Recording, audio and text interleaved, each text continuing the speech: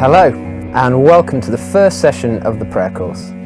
The aim of this course is to give some teaching about the vital spiritual discipline of prayer, which will hopefully fuel your discussion. My name is Johnny Hughes, and I'm here with Pete Gregg. Pete is a pastor who accidentally became the founder and leader of the 24/7 prayer movement, which is an international, interdenominational movement of prayer, mission and justice. Pete also heads up prayer for H2B in London, which is the home of Alpha International. All in all, he couldn't be better qualified to teach us about prayer. Well, Pete, this is the first session of the prayer course, and in this session we're going to be looking at adoration. But before we get into that, I wondered if you might give us a little bit of the vision for the prayer course. The vision really is Jesus. The vision is to grow in relationship with him. And the way you grow in relationship with God is through prayer. It's the heart of Christianity. If I never talked to my wife, or never spent time with her, or never listened to her, then I wouldn't have much of a relationship with her, even though I'd have a marriage certificate. And in just the same way as we grow in prayer, we get to know God better. We come into his presence more and more. I think I used to think that prayer was just something that kind of got beamed down on super holy people, which is why I liked outsourcing it to others, because I found prayer so difficult. And the discovery I made was that actually prayer is something we can all get better at. We can all grow in it. And, you know, it's interesting to me that the one thing that the disciples ever really asked Jesus to teach them to do, because they realized this is the key to his rabbinic ministry, was to pray. This is Luke chapter 11, verses 1 and 2. One day Jesus was praying in a certain place. I find that mind-blowing in itself. Jesus, if anyone ever could have said, well, I don't need to pray, it was Jesus. But he prayed more than almost anyone. One day Jesus was praying in a certain place, and when he finished, one of his disciples said to him, Lord, teach us to pray. And Jesus responded overwhelmingly to that request by giving them the Lord's Prayer. And so when we come to Jesus and say, look, we find this difficult, would you teach us to pray? The disciples went on to have incredible prayer lives. They prayed over handkerchiefs and people got healed. They prayed for the sick. They saw people raised from the dead. They prayed for their persecutors. They prayed and rooms shook. But it begins at a point in time for each one of us when we just say, I need help with this. And we all find it difficult. There's a lovely story about the great prayer warrior, Teresa of Avila. And she once confessed that sometimes in her hour of prayer, she'd shake the hourglass to make the time go quicker. I think I've done that. Yeah, because she, you know, sometimes prayer is difficult, but when we ask Jesus for help, he will. So put very simply then, the aim of this course is to help people grow in their relationship with God. Yeah. By the end of 6 weeks, you will be better at hearing God's voice. You'll be experiencing more of his presence. You'll have processed some of your disappointments and struggles in prayers. And I think you'll even, I hope, be seeing more miracles because you'll be learning how to unlock the power of prayer. Sounds great. I am in. Brilliant. So it's good because it'd be lonely if yeah, if you be were. awkward, yeah. Well, why don't you give us some idea then about how the 6 sessions are going to break down? When you say to people prayer, everyone seems to have a different idea of what it means, but really there's lots of ways of praying. It's a little bit like a toolbox, and different tools do different things. This is, I assume, for hitting things with. I'm just guessing. You know, if you were trying to chop something with this, it wouldn't work. And so we need to learn how to use the different types of prayer for different situations. So we're going to go through those, and we're going to use the Lord's Prayer as our kind of skeleton. And so, for example, our Father in heaven, hallowed be your name. Well, we start with adoration. We'll look at that today. And then, your kingdom come, your will be done. That is intercession. And then, give us this day our daily bread. That's petition. That's also about listening to God, because his word is spiritual as well as physical. It's deliver us from the evil one. That's spiritual warfare. So we're going to look at all sorts of different types of prayer. But as I say, today we're starting with adoration. So help me out with that. I mean, I like worshipping as much as the next person. But when it comes to prayer, what I tend to be doing is asking for stuff. Yes. Well, look, obviously, if you're in an aeroplane and it's hurtling towards the ground, you don't have to put on a Hillsong track and put on a Tim Hughes baseball cap before you can scream help. That would just be weird. But when we're talking about developing a disciplined prayer life, our own personal quiet times or church prayer meetings, it's a good idea to start with adoration. Because when Jesus gave the Lord's Prayer, he said we should start, Our Father in heaven, hallowed be your name. So he's saying that we start by recognizing God is God.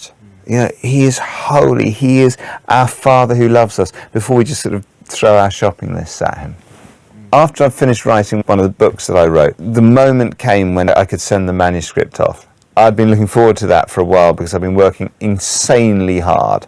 I can only type with those 2 fingers. It's like a crazy woodpecker after too much caffeine. And I'd hardly seen my wife and kids for weeks. And so I called the children into the room with me and I said, children, it's time. Daddy's done it, and they sat on my lap. We said a little prayer. And then they pressed send and the manuscript went. And then we went to this restaurant near our house where there's a big leather sofa, a bit like this, bigger, and swings and slides for the kids. And so I sank exhausted into this sofa. And I said to the kids, go forth, use the swings and slides, verily. And one of them just charged out, swing, slides. And the other one went to the door and he stopped. And then he turned around and he looked at me. And he came back towards me slowly. And he said to me, Daddy, I've missed you. Wow. And he just climbed into my lap and he wouldn't go. And you have no idea how that ministered to my tired father's heart. And I didn't love him more than the other one at that moment. He didn't have to do it. It wouldn't have been wrong for him to go on and use the slides and swings. But he took an opportunity to give his time and his emotions to minister to me. And that, I think, is adoration. It's saying, in prayer, we're not just trying to get something out of God, we actually can minister to the heart of the Father. Wow. And I guess, like you say, you wouldn't have minded if you'd have just gone straight out with your other son to play on the swings. No, not at all. In the early days of the 24/7 prayer movement, I think we thought if we just pray as hard as we are for a bit longer, we're going to kind of flick some big heavenly switch and revival will break out.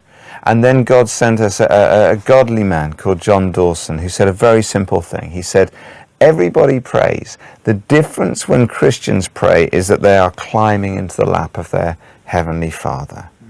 And prayer is about intimacy and presence. The Book of Common Prayer, which was written in 1662, says of adoration that it is the lifting of the heart and the mind to God, asking nothing but to enjoy God's presence. So prayer begins with asking nothing but to enjoy God's presence, and God's presence is enjoyable. Prayer is meant to be enjoyable. It's not sustainable if it's not enjoyable. C.S. Lewis, who wrote the Narnia Chronicles, he said, in commanding us to glorify him, God is inviting us, get this, to enjoy him. I didn't marry Sammy as a child-raising strategy. Do you know what I mean? I married her because I loved her and I wanted to spend time with her. And the miraculous and messy byproduct of that intimacy is our kids. And in the same way, as we give ourselves to relationship with God, adoration, intimacy, presence, thanksgiving, there are miraculous and messy consequences we call answers to prayer, but it begins in relationship. I love those analogies. But I guess I'm trying to figure out what it looks like in practice. There was a moment where I remember it very clearly actually. I was walking down the street near my house, and God spoke to me as clearly as I think he's ever spoken to me. It wasn't an audible voice, but it was so dramatic that I froze in the street. And what God said to me was, look at that tree. Right? So I like freeze and I'm staring at this tree like this is going to be my burning bush moment. The people in the street are thinking, weirdo, And I'm gazing at this tree and absolutely nothing happened. So after a bit I said, okay, Lord, I am looking at the tree. What happens now? And what I sensed God saying to me was, gee, you get so intense. Just like, I just thought it was a good tree. And so I find myself in the street saying, good job on the tree, Lord. Like, well done on the tree. Here's the deal. Your prayer life is at its best, not when you're praying the big prayers, but when you're praying the tiny prayers, the trivial prayers, the small prayers, where you're thanking God for trees. Or people say, should I pray for parking spaces? And as far as I'm concerned, you should. The reason being that then, if you get a parking space, you're going to thank God for a parking space, which is brilliant. It drives the atheists crazy, right? And they say, well, would you have got the parking space if you haven't prayed? I have no idea. That's heavyweight theology stuff. I just know if I pray for inevitable things like daily bread and the land where the supermarket's full of the stuff, then I'll get to thank God all the time. And there's one other thing on that, Johnny, which is this. The book of Genesis says that before there was any sin or sickness or suffering in the world, Adam and Eve walked and talked with God every day in the cool of the evening. And of course, one day there will be no more sin or sickness or suffering in the world, but we will still walk and talk with God. And I think for many of us, we wouldn't know what to talk to God about if there was no problems in the world, because all we ever talk to him about are things we need fixed. And actually, presumably Adam and Eve were just chatting about life, about, giraffes and elephants and whatever. And so I think we need to learn how to just talk with God about the trivia and about the things that are on our minds. And that is the heart of adoration.